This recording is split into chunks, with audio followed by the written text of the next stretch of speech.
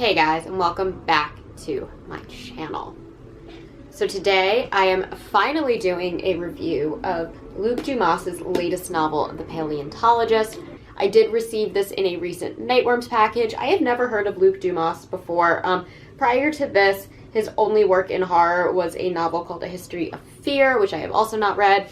But I love dinosaurs, and I had this book fall into my lap and wanted to see what it was about. So I'm going to read the inside flap for you guys really quickly. Curator of Paleontology, Dr. Simon Neely never expected to return to his Pennsylvania hometown, let alone the Hawthorne Museum of Natural History. He was just a boy when his 6-year-old sister Morgan was abducted from the museum under his watch, and the guilt has haunted Simon ever since.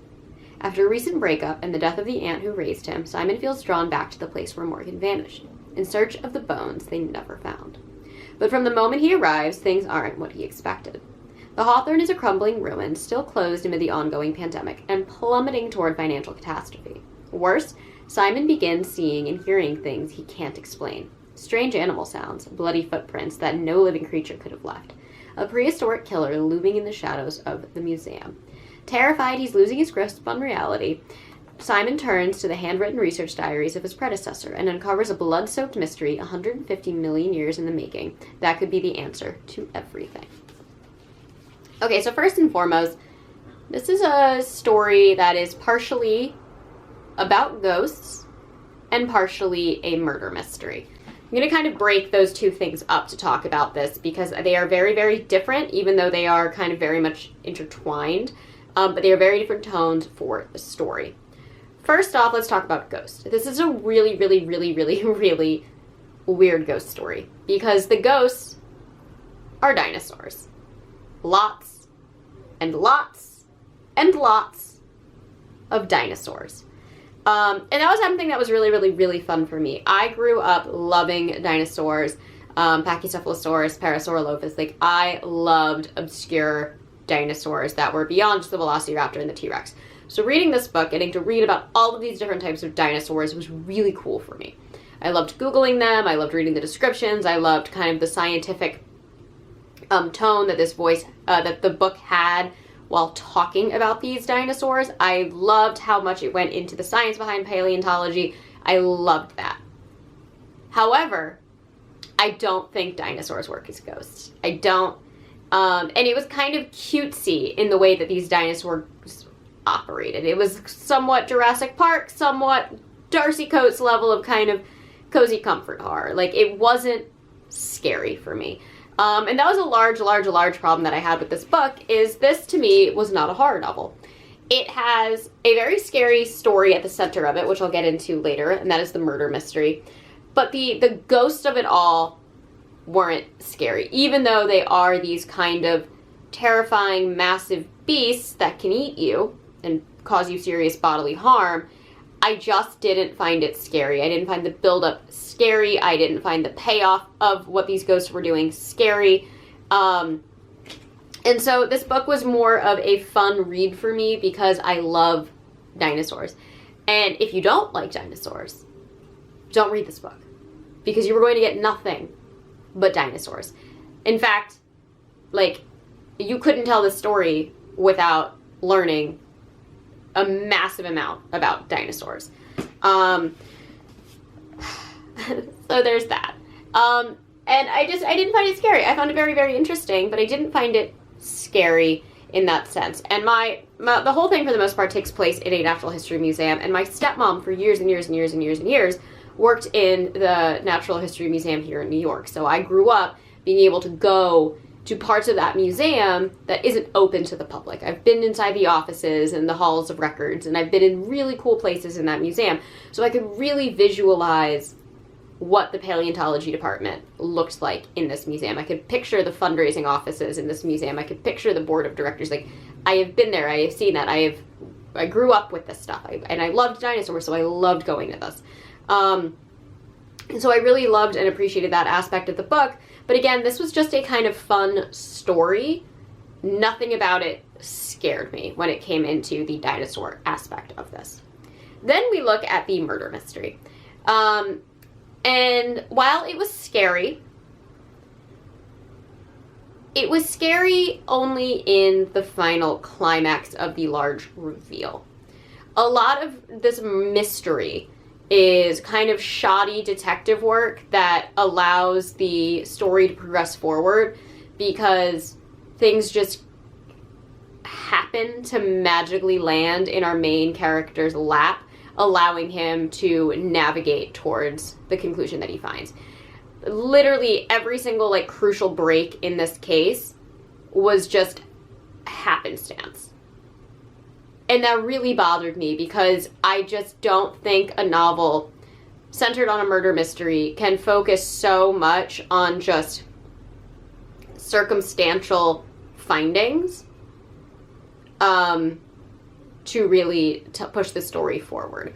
Our main character, in theory, was always looking for answers, but the answers literally just flew and smacked him in the face.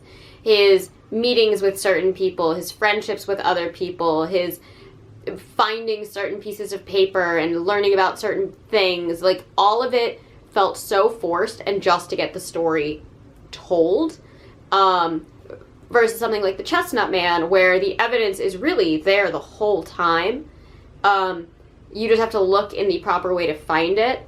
This, the author was hitting the reader over the head with these unbelievable moments that would never happen in real life to allow our main character to uncover what was happening. And I hated that. I really, really hated that. I will say the actual murder was very scary when you found out what happened. It was very, very disturbing, and it felt almost out of place for the kind of tone that the rest of the novel had. But that actually seemed to be something that happened quite frequently in this story, where we had this kind of set tone and atmosphere created, and then all of a sudden the author would drop something in that was like really kind of out of character for the tone that had been set. And that happened a couple times, especially with the paleontologist's assistant, like the like bone preparer. I forget what that was actually called. But he said some really off-color things that like kind of really came out of nowhere with like some really heavy language that I just like wasn't expecting. And I attribute that to the fact that Luke Dumas was writing something that was, let's say, current to the political climate of today. The entire novel is set during the 2020 to 2021 shutdown, the height of the pandemic. It is very aware that that is its setting. It is talking about a lot of controversial things that happened throughout the pandemic. And it kind of has this like overbearing tone of political awareness to get an opinion across. And every time that would happen, it would take me out of the story. And I talked about this with Clown in a Cornfield too, where I'm reading for escapism. I'm not reading for a regurgitation of what's happening in real life. And there were so many moments and so many just scenes where all of a sudden, instead of showing what he was trying to get across, he just flatly laid it out for the reader. So there was no questioning or room for interpretation of what Luke Dumas's opinions were on certain things and events that happened during the pandemic and onwards. And I just find that to be lazy writing. I would so much rather come to that conclusion on my own, that these are Luke Dumas's opinions on certain things and his stances on certain cultural issues.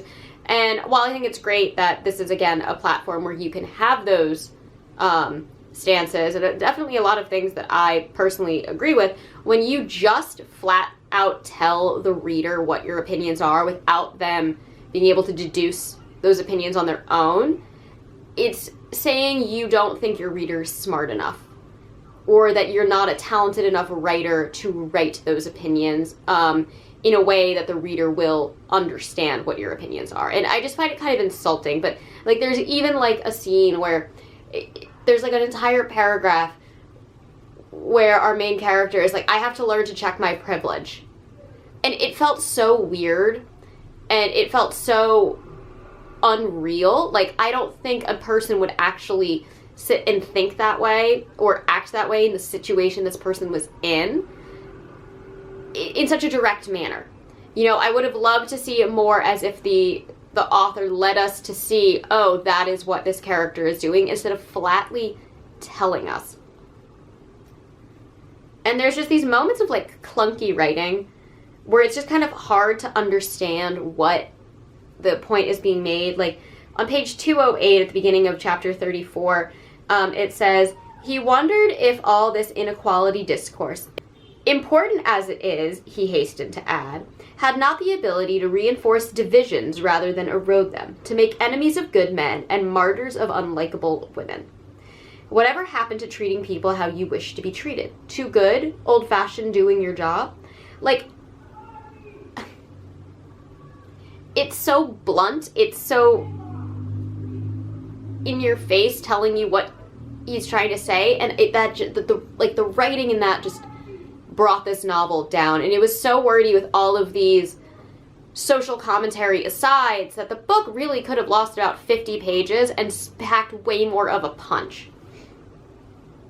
And then going back to what I had said about like the checking your privilege, we go to page 334 and it says, Simon had been thinking a lot about privilege, a conversation with himself that was still going on. He couldn't say for sure whether he had earned his title and salary through his own hard work and excellence, if his future success hadn't been foretold the moment he had been rescued from poverty and delivered into Colleen's middle-class care, or if his hiring was simply the lucky result of the museum's culturally embedded preference for white men of a certain pedigree. So that statement could have worked at the beginning of the book, but this happens at the end of the novel, like literally the last chapter, I want to say, after the book has shown us how this character has overcome so much in his life to earn his position. And we have him here just self-doubting himself, because I feel like that is something that we want heard in the cultural narrative. And again, it's not something that we shouldn't be talking about, but it's something that doesn't need to be said that bluntly in that way at the conclusion of somebody's story. I thought it was very, very strange. Another thing that this book did for me was just have so much going on jam-packed into this that it was actually kind of hard to figure out what we were doing. Was this a ghost story? Was this a murder mystery? Was this a man overcoming his insecurities to flourish at his new job? I don't know. There was just so much packed into this story. And I feel like a lot of stories got lost along the way. There's a moment where he's originally going through all of the new documents when he first gets hired at the museum, and he finds in his predecessor's notes something that says, banish it to hell. There will she find her brother. And it was a very, very jarring thing to read. And we just never get an explanation for exactly what that was talking about. And we're supposed to kind of deduce that it could be related to what happens at the end of the novel. However, that connection is never made for us, so we do not know who the brother is, even though there are two potential people that it could absolutely be.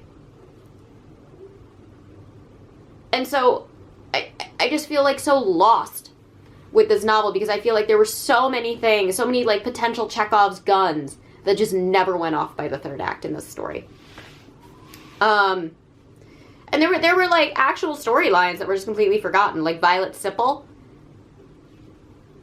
We get an answer to it, and then it's just brushed under the rug and completely forgotten. And so this book just felt messy. That being said, I enjoyed reading it. I really didn't like our main character. I found him very self-destructive, and I understand that this book was about him trying to kind of overcome his self-destructive behaviors and better himself, and I think it did a decent job of getting us there, but he was so kind of negative and sad and just kind of threw off his responsibilities so frequently that I found it very difficult for me to sympathize with him to a certain extent. I understand being broken up with and having a new job and having this horrible childhood, but he really just kind of banked on that and then kind of pushed aside his other obligations for seemingly, like, no reason. Like, it just wasn't concretely explained enough to me, and it made it very difficult for me to like our main character. That being said, the side characters in this are fantastic. I loved Maurice. I loved Fran. They were funny. They were personable. They felt like real people. Priya, like, they were just very, very fun characters. And I enjoyed reading this book. But I have to ask myself, did I enjoy reading this book because I loved reading about dinosaurs and the history of dinosaurs from the eyes of this paleontologist? Which I absolutely did.